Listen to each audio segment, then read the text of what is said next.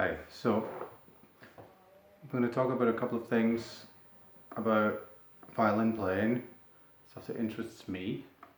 Um, so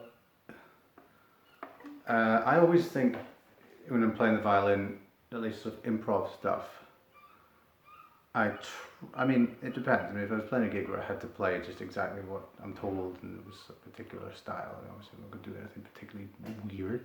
But for my own kind of development and so forth, I kind of like to move towards stuff that is a bit, well, not the total cliches, put it one way. So that means like stay away from really obvious keys a lot of the time. I try and play flat keys and do half positions, things like that. Quite funny double stops, things that you wouldn't necessarily immediately go towards. You know, seconds and fourths and whatnot.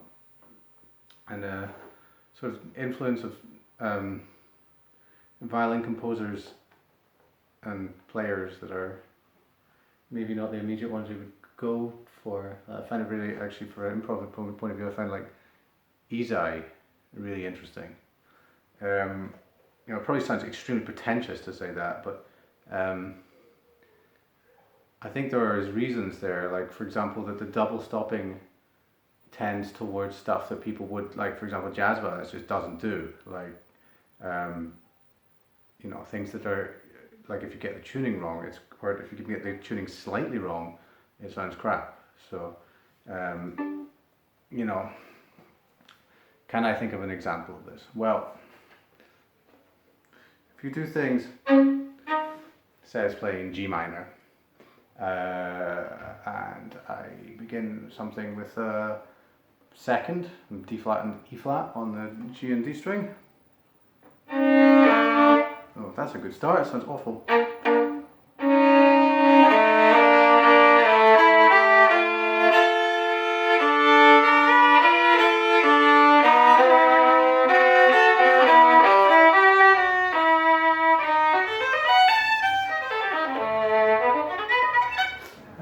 That sort of thing is a good way to kind of get out of cliches. It's really hard to do, be really relying on your being firm in where you are.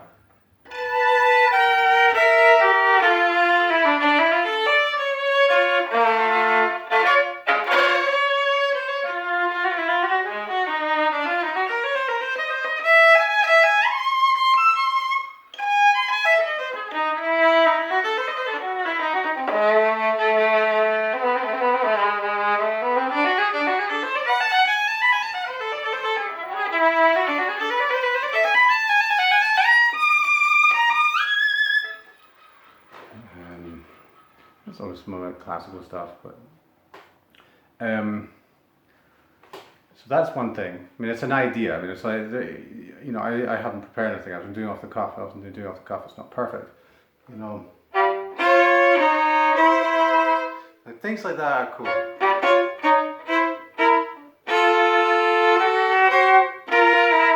You know, actually doing like actual voice leading that you would do on a piano or something. I like that. That's something I try to do. Stuff like that. Using it at speed is kind of complicated, but yeah. Another thing, sort of exercises I quite like are to do with mobility. One good one, I know, I think a few people do this, is, for example, having an arpeggio with one extra note. So that could be something like a A minor arpeggio.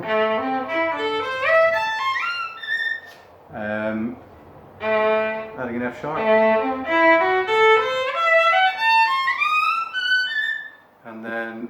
And then doing it in different bowing patterns. So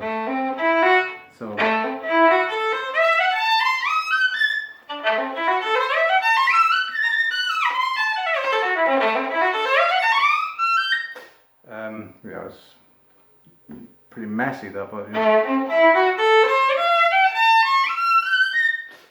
get the idea. Again, it's not something I've practiced and just thinking about it and how, what, you know, it could be something, it could be completely different.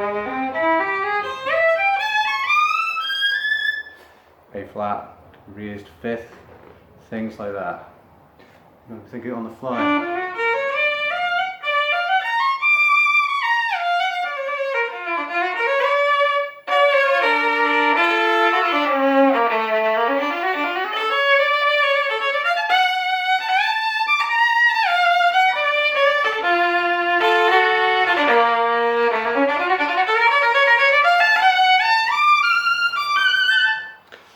Yeah, even just like that being confident to just run around and things like that, where there's like a lot of half position and backwards extension involved, from the point of view of improvisation, it's very important.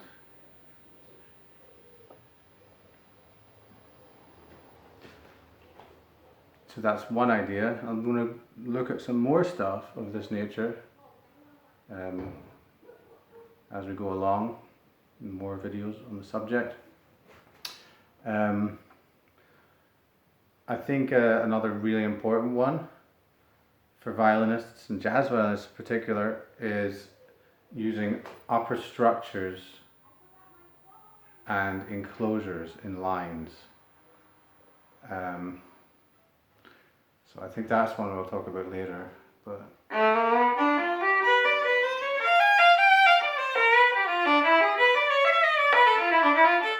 so like for even just a simple thing, F major, G7,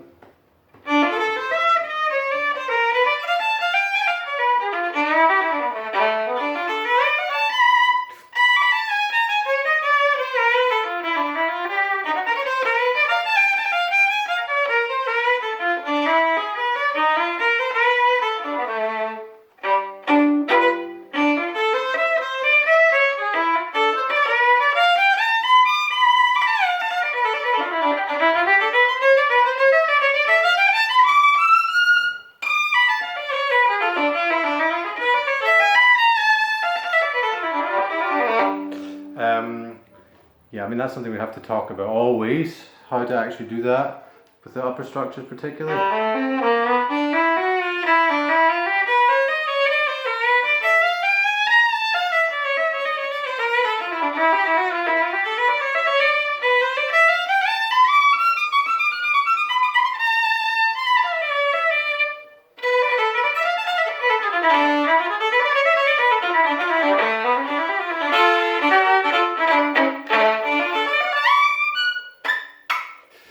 Yeah, and how to incorporate that into chord playing, a few other things like that.